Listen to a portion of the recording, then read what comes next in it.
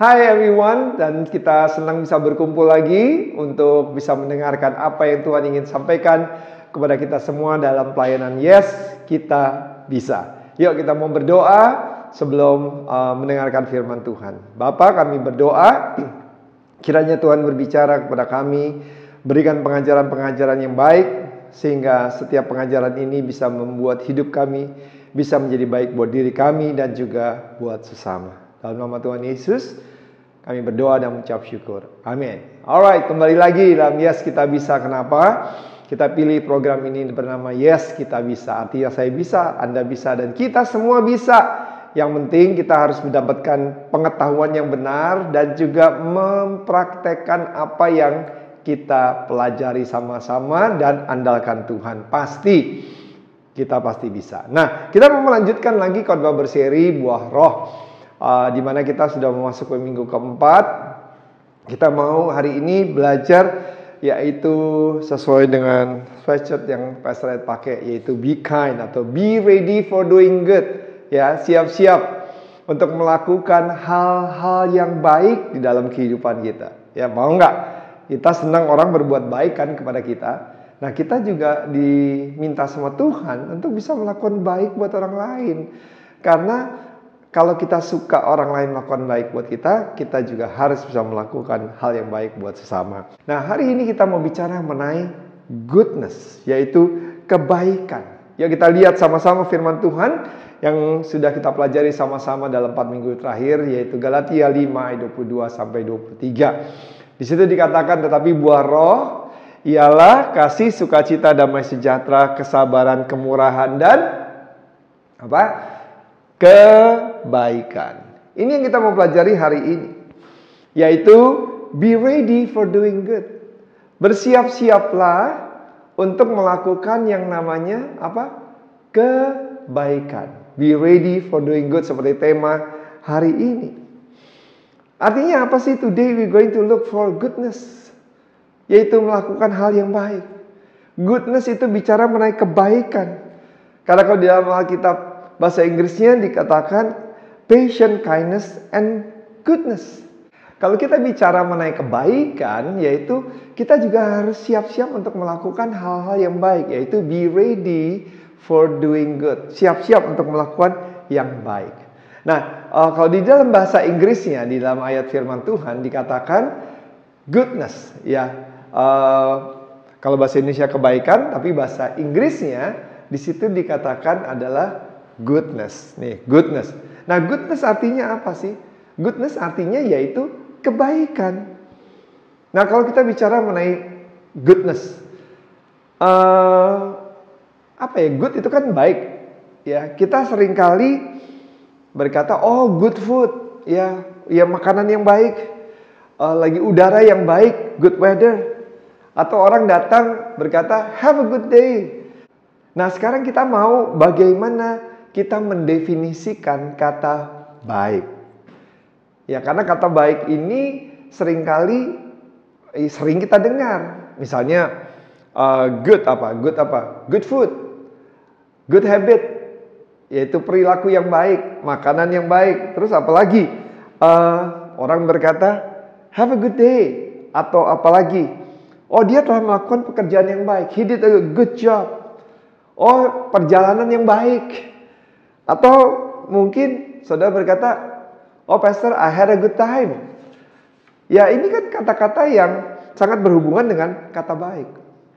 Tapi kalau kita lihat di dalam Alkitab, kata goodness atau good dalam bahasa Ibraninya atau bahasa Yunaninya, ini bicara mengenai dari perspektif ya Tuhan, yaitu living in good life, yaitu hidup dalam kehidupan yang baik.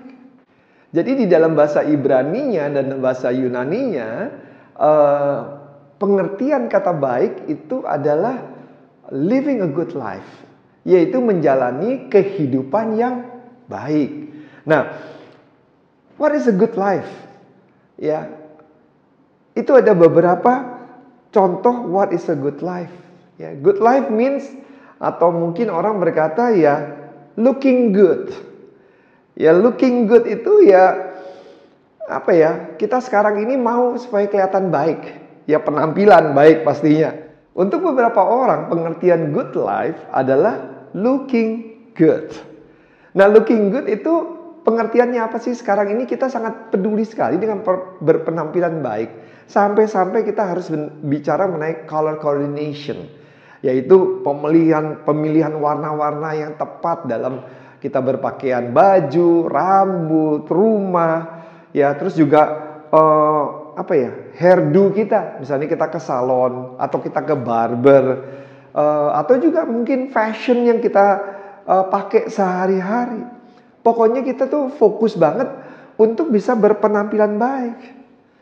Tidak salah untuk Anda bisa berpenampilan baik. Tapi saudara tahu nggak masalahnya? Do you know the problem with looking good? Saudara tahu nggak masalahnya dengan berpenampilan baik? Karena itu nggak ada standar yang umum. There is no universal standard untuk berpenampilan baik. Kenapa? Apa yang menurut Anda baik belum tentu itu baik buat saya. Penampilan baik saya belum tentu di mata Anda adalah penampilan yang baik. Benar nggak? Itu bicara fashion. Jadi kayak misalnya contoh fashion. Fashion yang sekarang ini fashion itu mungkin udah dulu sudah ada.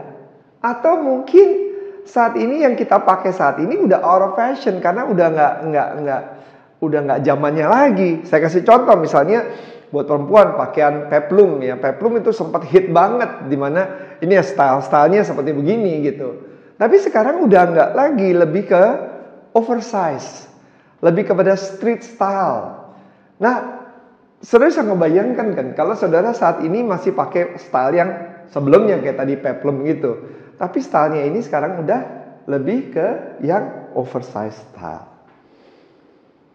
Jadi good life itu seringkali juga dihubungkan dengan yang namanya feeling good.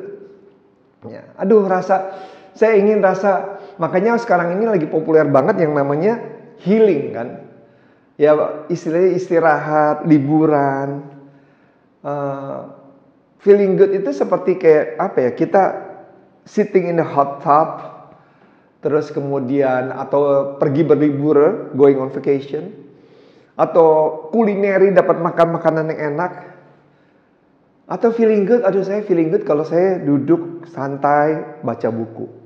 Atau kalau nggak feeling good, orang ada yang berpikir, menghidupi kehidupan yang baik itu adalah memiliki atau having good, yaitu memiliki secara material. Saya kasih beberapa contoh.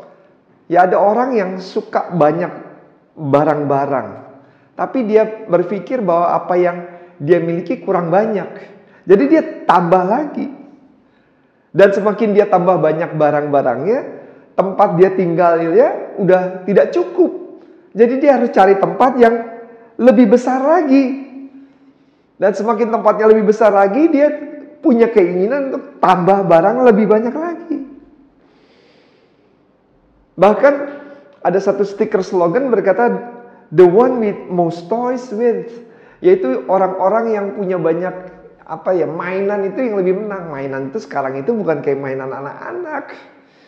Mainan itu ya kalau perempuan bicara mengenai tas gitu ya, koleksi tasnya. Kalau laki mungkin koleksi jam atau koleksi elektronik, gadgets.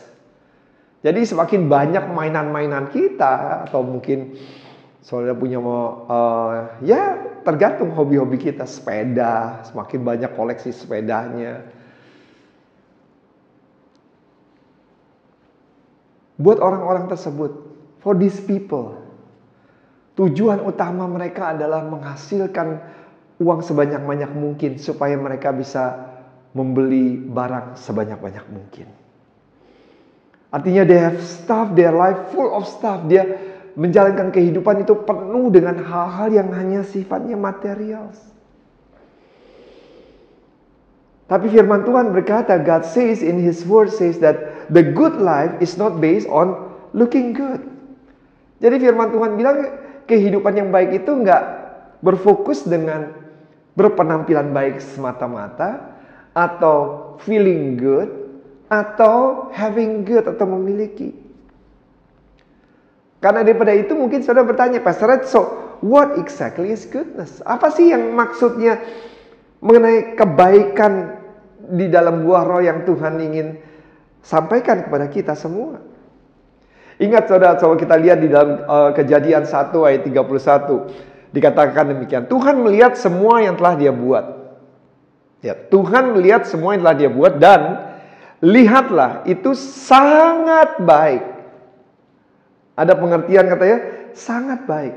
Kenapa? Sangat baik ini karena setelah apa yang Tuhan telah lakukan, apa yang Tuhan telah kerjakan, sesuai dengan tujuan Tuhan telah tercapai, baru dia berkata itu sangat baik. Tujuan Tuhan tergenapi. Goodness means fulfilling a purpose. Kebaikan berarti memenuhi sebuah tujuan. It is being what God meant you to be. Itu adalah menjadi apa yang Tuhan maksudkan untuk Anda. Dan pada saat itu terrealisasi, baru Tuhan bisa bilang itu baik. God made you for a purpose. Tuhan menciptakan Anda untuk sebuah tujuan. Dan waktu tujuan itu tercapai, di mata Tuhan, saudara telah melakukan yang baik. Hidup saudara menjadi hidup yang berarti. Hidup saudara sesuai dengan tujuan Tuhan. Apa sih yang Tuhan ingin saudara lakukan? Itu penting sekali untuk Tuhan mengevaluasi apakah saudara telah menjalankan kehidupan yang baik. Efesus 2 ayat 10 di sini dikatakan demikian. Kita ini buatannya, diciptakan dalam Kristus Yesus untuk melakukan apa? Pekerjaan yang baik yang Tuhan mempersiapkan sebelumnya, sehingga kita akan berjalan di dalamnya. Lihat nih, we are His workmanship, created in Christ Jesus for good works. Artinya ini we are God's workmanship, created in Christ Jesus. Seperti yang tadi firman Tuhan katakan, we are God's workmanship, created in Christ Jesus to do good works. Artinya apa? Kita ini tidak diselamatkan karena perbuatan yang baik, tapi kita diselamatkan untuk melakukan perbuatan yang baik. Sekali lagi, kita tidak diselamatkan oleh perbuatan baik, tapi kita diselamatkan untuk melakukan perbuatan yang baik. Artinya the Christian lifestyle is to be a lifestyle of doing good, living in goodness. Itu intinya gaya hidup sebagai orang percaya adalah gaya hidup untuk berbuat baik, hidup di dalam kebaikan. Tapi saudara bilang, Pastor, kita nggak, we are naturally good, right? Kita ini nggak orang-orang yang memang lahir untuk tiba-tiba menjadi orang yang baik. Untuk melakukan yang baik itu bukannya harus berusaha dan berupaya. Memang benar. Sejak dari kita lahir, kita tuh sepertinya punya tendensi, punya kecenderungan untuk menjadi orang-orang yang yang egois. Kita suka mau dengan caranya kita masing-masing. Saya mau tanya sama saudara, siapa di tempat ini yang sebagai orang tua di tempat ini? Saya percaya sebagai orang tua mengerti sekali ilustrasi yang saya mau sampaikan kepada saudara hari ini. Pernah tidak sebagai orang tua, anak-anak saudara berbohong? Coba saudara jawab. Kalau jawabannya pernah, pasti jawabannya pernah. Apakah saudara mengajarkan anak-anak saudara berbohong? Did you ever teach your kids to lie? Apakah saudara mengajarkan anak-anak saudara untuk melakukan hal yang salah? Tidak. Mereka tanpa harus diajarkan, mereka melakukan hal itu. Nah, ini memang sebagai manusia, human have punya kecenderungan untuk melakukan hal yang salah dan hal-hal yang egois. Ini sebagai manusia, ini punya kecenderungan seperti itu. Makanya firman Tuhan berkata dalam Roma 3 ayat 23, semua orang sudah berdosa dan jauh dari Allah yang hendak menyelamatkan mereka. Bahkan dalam Yesaya 53 ayat A dikatakan kita semua tersesat seperti domba, masing-masing mencari jalannya sendiri. Ya firman Tuhan udah bilang seperti itu. Kita semua adalah orang berdosa sejak dari kecil, dari lahir. Kita semua ini adalah orang yang tersesat seperti domba. There is none of us who are naturally good. Tidak ada dari kita yang secara alami itu memang baik orangnya. Sebaik-baiknya orang. Markus 10 ayat 18 berkata demikian. Mengapa kau katakan aku baik? Tak seorang pun, lihat. Tuhan bilang, ini kan jawab Yesus. Tak seorang pun yang baik selain daripada Allah saja. Jadi Tuhan udah bilang, tak seorang pun yang baik selain daripada Allah saja. Mungkin saudara kaget kalau saya mau bilang seperti ini, bahwa pengalaman saya secara pribadi, kalau saya boleh jujur di tempat ini, seringkali saya suka melakukan hal yang bertolak belakang dengan apa yang Tuhan ajarkan. Harusnya saya menunjukkan kasih, tapi saya tidak melakukan kasih. Harusnya saya mengeluarkan kata-kata yang baik, tapi saya keluarkan kata-kata yang tidak baik. Harusnya saya berbagi, tapi saya lebih egois. Kadang-kadang keluar yang dari mulut saya ada kata-kata yang pedes, yang mungkin bisa menyakiti hati orang. Harusnya saya lebih rajin, saya kadang-kadang malas sekali. Bahkan menunda pekerjaan. Bahkan kadang-kadang saya tuh tidak peduli dengan sesuatu yang harusnya saya peduli sekali. Kadang-kadang saya juga menjadi orang yang saya tahu sombong dengan pemikiran saya, dengan tindakan saya. Jadi saya seringkali juga melakukan yang sangat bertolak belakang dengan apa pengajaran yang baik. Saya tahu apa yang harus saya lakukan. Tapi saya nggak mau lakukan hal itu. Saya tahu apa yang benar. Tapi saya lakukan yang bertolak belakang dari apa yang benar itu. Ya saya nggak tahu ya, mungkin saudara nggak seperti saya. Tapi ini that's my life. Dan ternyata waktu saya lihat di dalam firman Tuhan, Rasul Paulus juga berkata demikian dalam Roma 7 ayat 19-20. Dikatakan demikian dalam bahasa Indonesianya. Sebab bukan apa yang aku kehendaki, yaitu yang baik, yang aku perbuat. Melainkan apa yang tidak aku kehendaki, yaitu yang jahat, yang aku perbuat. Paulus tahu nggak apa yang baik? Tahu. Tapi malah yang jahat yang dilakukan. Jadi kita ini memang lahir ini tendensinya nggak untuk naturally born to be a good person. Untuk menjadi orang yang baik, melakukan kehidupan yang baik, kita harus memang dengan sengaja melakukan hal-hal yang baik. Bahkan di ayat 24 sini dikatakan, aku manusia celaka, siapakah yang akan melepaskan aku dari tubuh maut ini? Syukur kepada Allah oleh Yesus Kristus yang bisa menolong kita untuk bisa melakukan yang baik, ya Tuhan. Tuhan bekerja di dalam kita. Efesus 2 ayat 10 dikatakan kita adalah ciptaan Allah dan melalui Kristus Yesus Allah membentuk kita supaya kita melakukan apa? Hal-hal yang baik yang sudah dipersiapkannya untuk kita.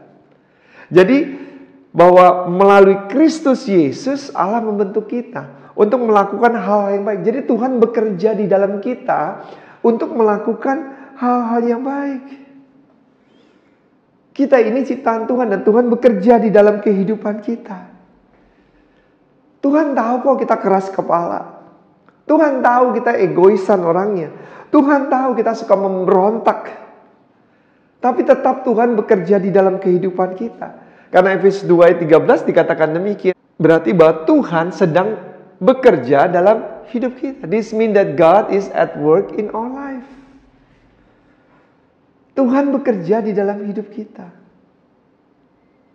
Sekali lagi, Allah sendiri yang bekerja dalam diri kita yang membuat kalian rela dan sanggup menyenangkan hati Allah. Coba kita lihat di dalam bahasa Indonesia yang dikatakan demikian. Ada 3 referensi ayat.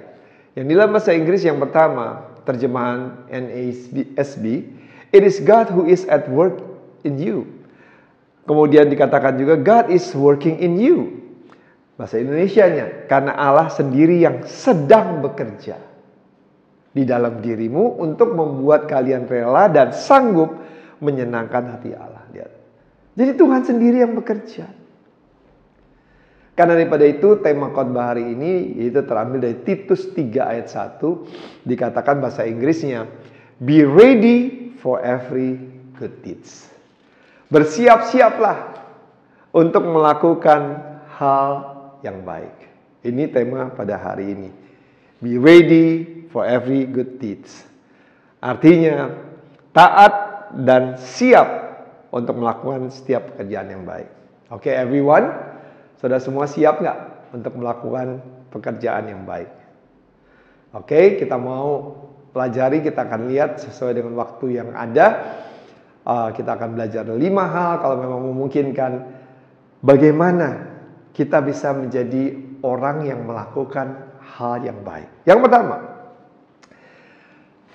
baca, pelajari, dan terapkan Alkitab dalam kehidupan sehari-hari.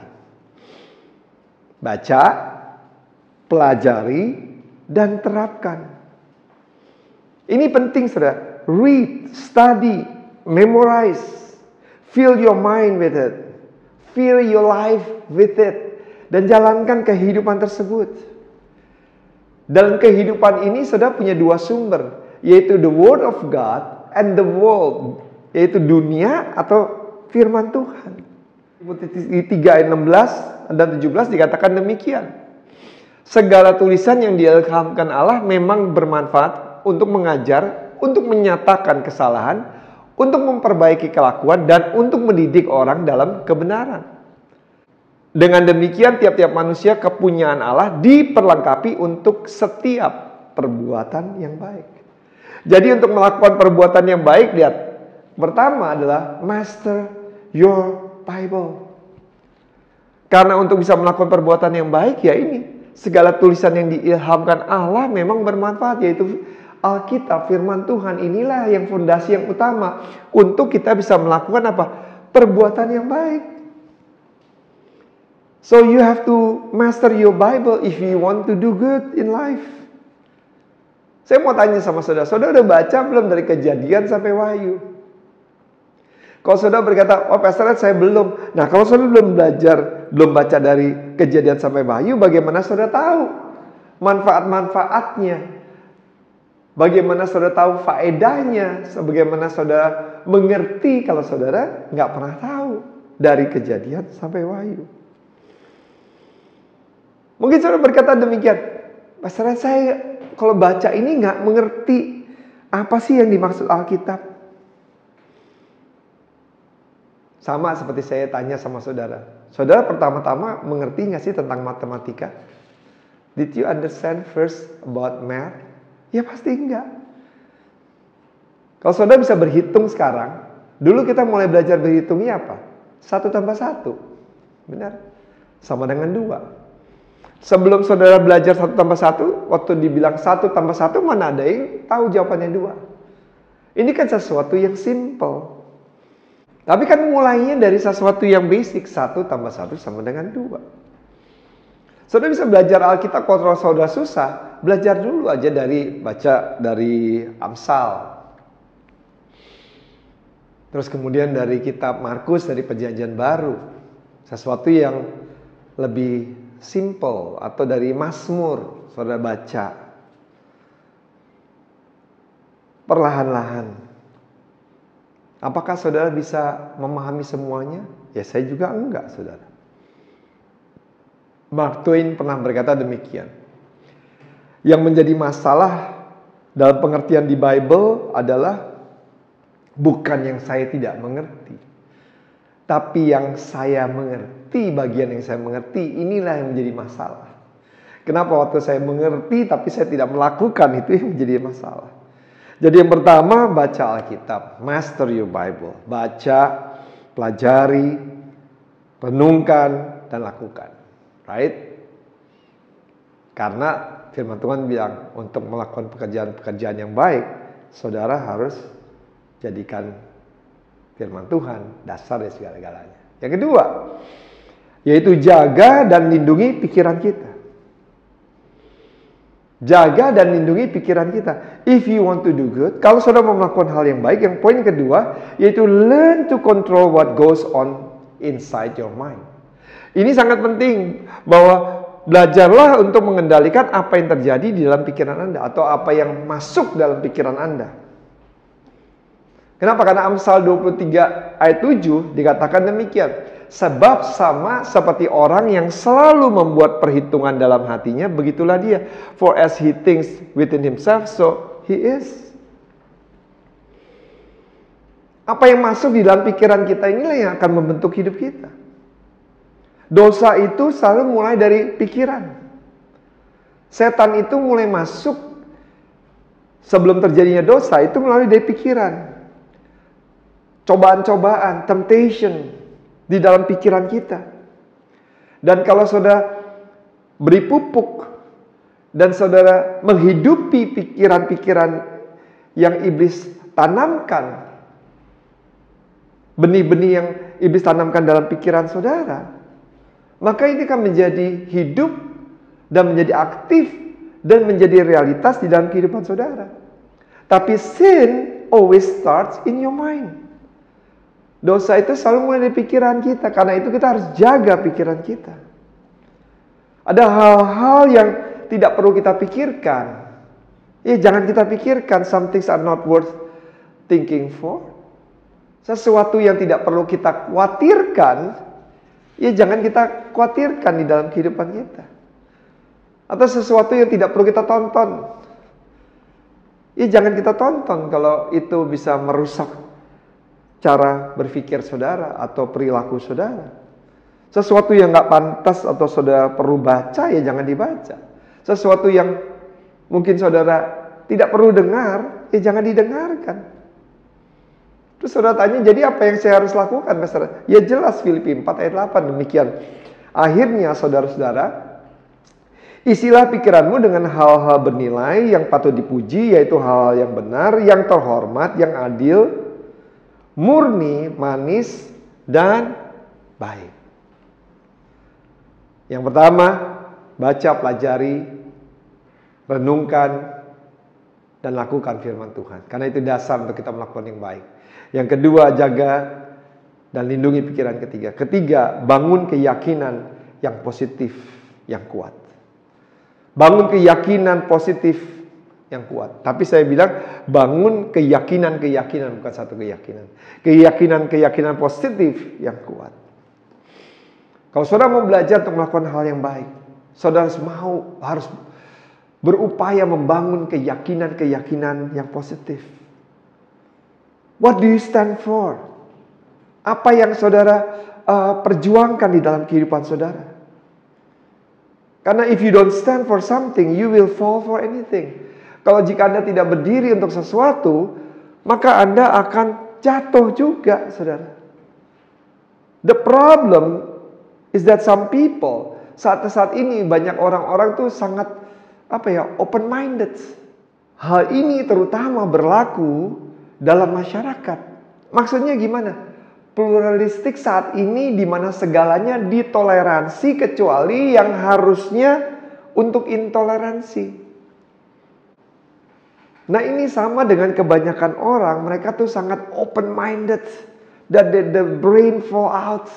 Karena mereka tuh punya pikiran yang sangat terbuka. Nggak salah pikiran terbuka, tapi toleransinya tuh kebablasan. Sampai hal-hal yang harusnya tidak bagus untuk ditoleransikan, mereka juga tetap toleransikan. Mereka nggak punya batasan apa-apa, karena tidak ada lagi yang diperjuangkan. They don't stand for anything. Dan ini yang kita harus pelajari sama-sama. Saudara tahu nggak perbedaannya opinion dan juga conviction artinya apa? Saudara tahu nggak? Apa sih bedanya pendapat dan keyakinan? Kalau pendapat ada sesuatu yang Anda pegang erat-erat. Dan keyakinan adalah sesuatu yang megang Anda. Jadi 3 hal yang kita udah pelajari, yaitu pertama baca, pelajari, renungkan, dan lakukan. Yang kedua, jaga dan lindungi pikiran kita. Dan yang ketiga, bangun keyakinan-keyakinan kuat. Dan yang keempat, yaitu berani untuk tampil beda. Maksudnya berani untuk tampil beda apa? To learn to do good, you must have the courage to be different from your culture. Kita harus berani bisa tampil beda. Coba kita lihat di dalam 3 Yohanes 1 ayat 11. Saudara-saudara yang tercinta, janganlah meniru apa yang buruk.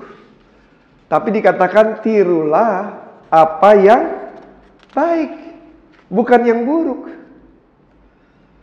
Saudara tahu di dalam Alkitab, Sadrak, Mesak, Abednego pada saat harus dia berhadapan dengan Raja Nebukadnezar dan harus dia dimasukin dalam perapian yang sudah dipanaskan 7 kali.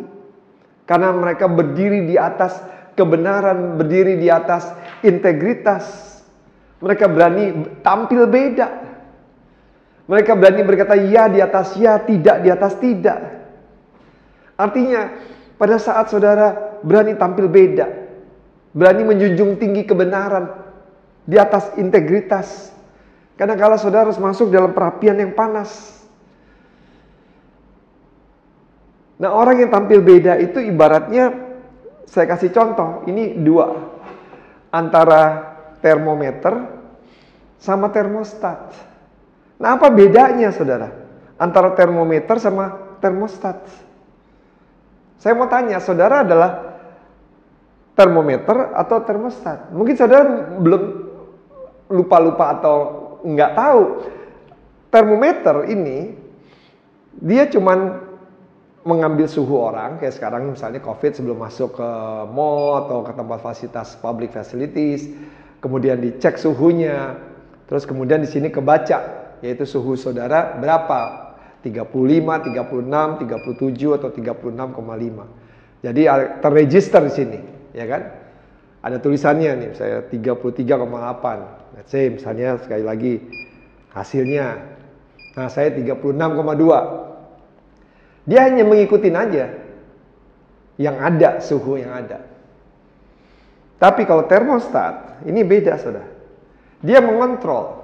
Artinya kalau saya setel AC, dia otomatis di suhu 22 Celcius. Kalau suhunya itu dia naik ke 23-24, maka AC-nya itu akan semakin kencang lagi, mendinginkan supaya suhu itu kembali stabil ke 22 Celcius. Atau dia misalnya udah keburu dingin atau lebih dingin, dia akan matikan AC-nya. Karena sudah melewati suhu yang sudah ditentukan. Pertanyaannya, saudara adalah seorang termometer atau termostat? Pilihan di tangan saudara. You have a choice. Either saudara memberikan pengaruh kepada dunia, atau saudara dipengaruhi oleh dunia. Saudara membeli pengaruh keluar, atau yang dari luar yang mempengaruhi saudara. Roma 12 ayat 2 dikatakan demikian.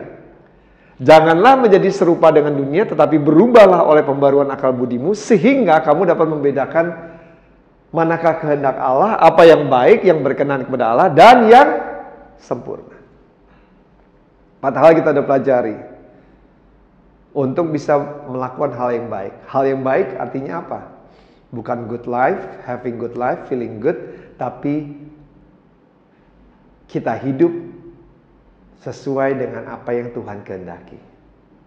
Makanya setelah penciptaan 6 hari Tuhan bilang semuanya bagus karena sesuai dengan rencana Tuhan. Yang pertama, pelajari mastery Bible.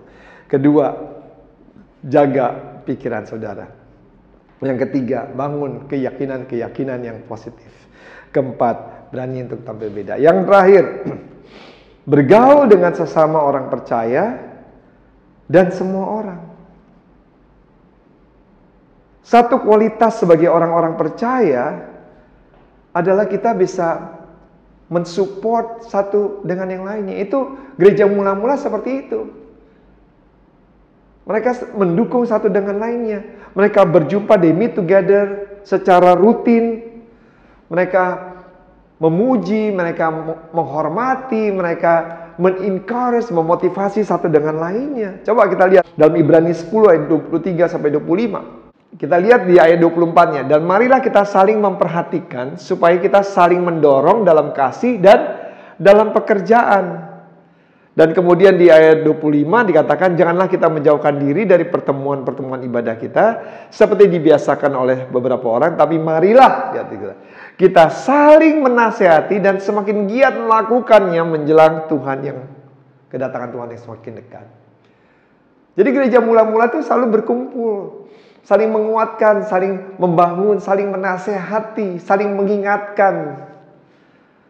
Ya sekarang Pastor Ed mulai pelayanan Yes Kita Bisa, ini seperti kayak saling menguatkan, saling membangun. Saudara bisa berkomunikasi, bisa hubungi Pastor Ed langsung melalui Instagram, DM Instagram untuk berkomunikasi, untuk tanya apa saja. Dan saat ini kita lagi menyelesaikan khotbah berseri Buah Roh. Artinya, our fellowship with other believer is designed to encourage us to live good life in the evil world. Jadi pertemanan kita atau fellowship kita dengan sesama dan juga orang-orang yang juga tidak percaya, ini sangat kita butuhkan untuk kita bisa melakukan hal-hal yang baik di dalam dunia yang jahat ini.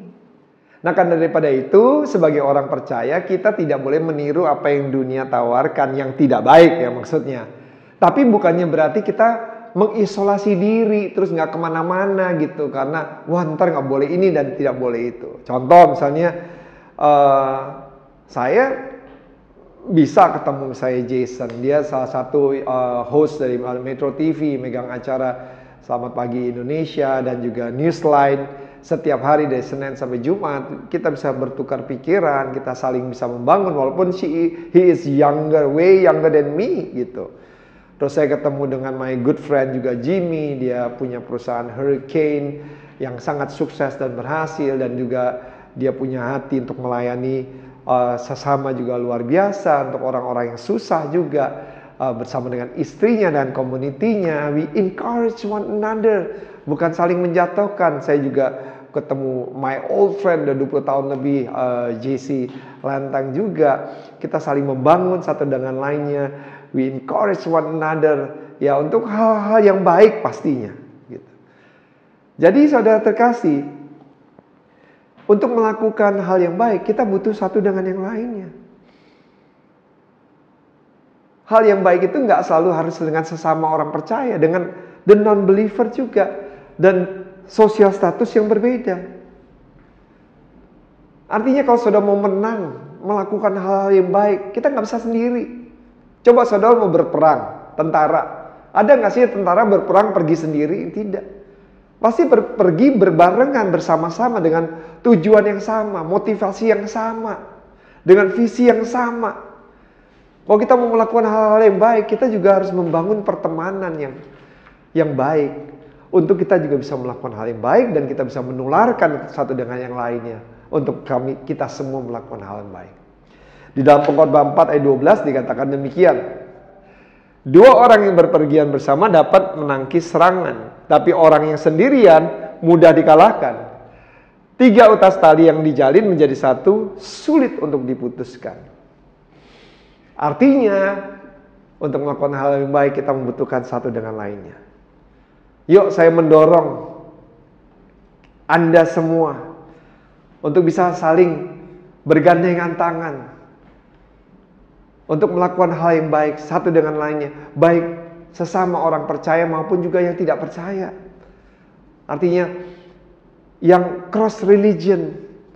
Saya punya teman-teman RB and Ready, both they are not Christian. Mereka adalah pribadi-pribadi yang baik, orang yang suka nolong, orang yang banyak melakukan pekerjaan-pekerjaan amal, pekerjaan-pekerjaan yang sosial. Walaupun mereka adalah pengusaha-pengusaha yang sukses. Saya kenal juga si Bewok juga. Saya bisa berbincang-bincang sama dia. In spite of our differences. Baik secara sosial, baik secara ras, maupun secara religion. Tapi ini yang menyatukan kita semua. Untuk melakukan hal yang baik ini nggak mudah. Tapi ada upah yang Tuhan akan berikan dalam kehidupan kita. Janganlah kita jemu-jemu berbuat baik. Karena apabila sudah datang waktunya, kita akan menuai jika kita tidak menjadi lemah. Artinya, ini ayat favorit saya. Jangan pernah kita jemu-jemu untuk melakukan hal baik. Tetap menaburlah. Tetap menabur hal yang baik. Karena ada waktunya saudara pasti akan menuai. Dalam mendukung pekerjaan dalam pelayanan, yes kita bisa. Apa yang saudara tabur, saudara tidak akan menuai dengan sia-sia. Saudara akan menuai dengan 30, 60, bahkan 100 kali lipat ganda. Saya yakin dan percaya, waktu saudara melakukan hal yang baik, Tuhan yang memberikan upah. Karena daripada itu, saudara, kita mengambil sebuah kesimpulan dari khotbah ini, yaitu be ready for doing good. Siap-siaplah untuk melakukan hal yang baik. Dengan 5 hal yang saudara bisa lakukan. Yang pasti yang pertama, master your Bible. Baca, pelajari, renungkan, dan lakukan di dalam kehidupan saudara. Karena itu dasar untuk kita melakukan hal yang baik. Yang kedua, kita harus benar-benar jaga dan lindungi pikiran kita. Karena iblis selalu akan menanamkan benih-benih melalui pikiran kita. Yang membuat kita bilang, kita nggak berhasil. Kita tidak bisa. Ya memang udah keadaan seperti itu. And we look so down about ourselves. Yang ketiga, bangun keyakinan-keyakinan yang positif dan yang kuat. Bukan hanya sekedar opini, but your strong belief. Karena ini yang paling penting, keyakinan kita. Yang tak tergoyahkan. Yang keempat, kita harus berani tampil beda. Seperti Sadrak, Mesak, Abednego. Di atas integritas, di atas values yang kita hidupkan. Dan kadang-kadang karena kita punya keyakinan dan integritas dan berani tampil beda, kadang-kadang kita dilemparkan dalam api yang panas. Tapi jangan takut, Tuhan tidak pernah sedetik pun meninggalkan saudara. Di tengah-tengah api yang dipanaskan, saudara ada dalam perlindungan Tuhan yang sempurna. Yang kelima pastinya, bergaul dengan sesama, dengan orang percaya dan yang tidak percaya. Bergandengan tangan. Karena kita tidak mungkin bisa melakukan sendiri. Mau berperang, nggak ada tentara yang berperang sendiri. Itu Rainbow itu di film. Tapi sesungguhnya dengan satu visi, satu tujuan yang sama, mereka bergandengan untuk memerangi sesuatu yang besar untuk bisa memperoleh kemenangan. Dan pada akhirnya seperti ayat yang saya katakan tadi, jangan jemu-jemu melakukan hal yang baik. Ingat, pada waktunya engkau akan menuai. Tuhan Yesus memberkati. Karena itu kita punya kesempatan, yaitu menabur, mendukung pekerjaan Tuhan melalui pelayanan Yes Kita Bisa. Karena saya percaya pelayanan ini akan menjadi semakin lebih baik lagi dengan perlengkapan-perlengkapan yang memadai sehingga akan bisa lebih maksimal untuk bisa menjadi berkat dan memperlengkapi semua orang, bukan hanya di Jakarta, Indonesia, tapi di seluruh belahan dunia. Dan kita percaya bahwa Tuhan telah memberkati Anda dengan berkecukupan, bahkan kita juga bisa memberi di dalam kekurangan, tapi yang paling penting kita memberi yang terbaik dengan hati yang penuh dengan sukacita. Bapa, Engkau melihat setiap anak-anak-Mu yang siap mendukung pekerjaan Tuhan, Engkau gantikan berlipat kali ganda, dan setiap dukungan mereka kami percaya Tuhan berkati. Berkat materi, jasmani, rohani. Amin. Alright, so stay fit, healthy, and cannot wait to see you all next week. Shayo, God bless you.